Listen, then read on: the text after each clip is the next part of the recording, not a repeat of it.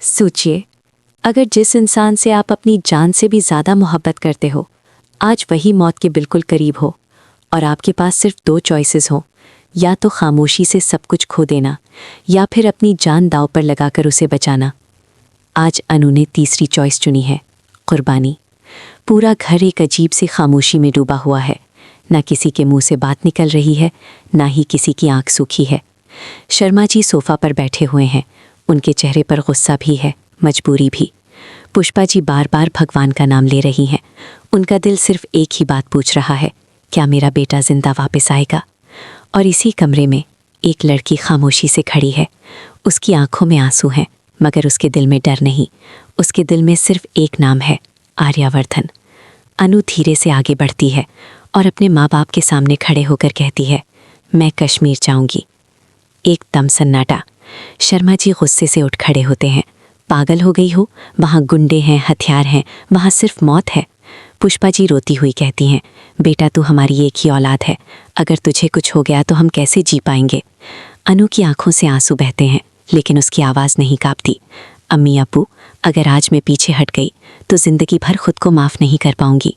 अगर आर्यावर्धन को कुछ हो गया तो मैं पहले ही मर चुकी होंगी। अनु सीधा जैंडी के पास पहुंचती है। उसका चेहरा सीरियस है, आवाज़ में यकीन।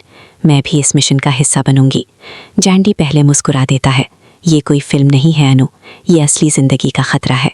लेकिन जब वो अनु की आंखों में देखता है तो उसे सिर्फ मोहब्बत नहीं, जुनून नज़र आता है। उस जुनून के आगे जैंडी भी हार जाता है। इसी वक्त मीरा वहाँ आ जाती है। उसका गुस्सा फूट पड़ता है, तुम सिर्फ अपनी फीलिंग्स के बारे में सोच रही हो।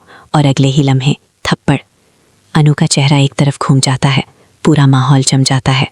अनु धीरे से सीधा खड़ी होती है, आंखों में आंसू, लेकिन आवाज़ मजबूत। अगर थप्पड़ खाने से आर्यावर्धन की जान बच सकती है तो मैं 1000 थप्पड़ खाने को तैयार हूँ। मीरा का सर झुक जाता है। बर्फ से ढकी वादियाँ, ठंडी हवा और हर कदम पर खतरा। अनु गाड़ी के शीशे से बाहर देखती है। उसका दिल तेज़ धड़क रहा है। यहाँ गलती का मतलब सिर्फ एक है, मौत। लेकिन उसके दिल में सिर्फ एक ही बात चल रही है, मैं आ रही हूँ, आर्यावर्धन। दूसरी तरफ एक अंधेरा कमरा। आर्यावर्धन कुर्सी से बंधा हुआ है, जिस्म कमज़ोर, लेकिन आंखों में उम्मीद जिंदा है। गुंडे उसे डरा रहे हैं, तोड़ रहे हैं, मगर आर्यावर्धन के लबों पर बस एक ही बात है, अनु ज़रूर आएगी। अचानक अनु का ब्रेसलेट बीप करता है। Beep beep.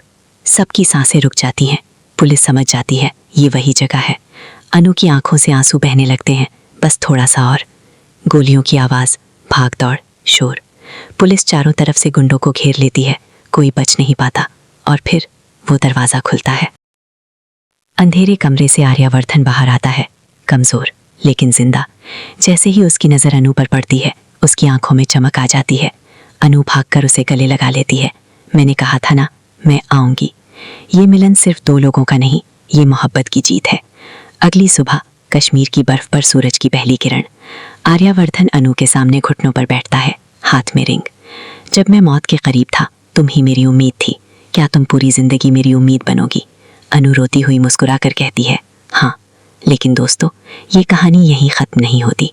शादी, साजिश और नए इम्तिहान अभी बाकी हैं। क्या प्यार हर बार जीत पाएगा या किस्मत कोई और खेल खेलेगी? अगला हिस्सा ज़रूर देखिए।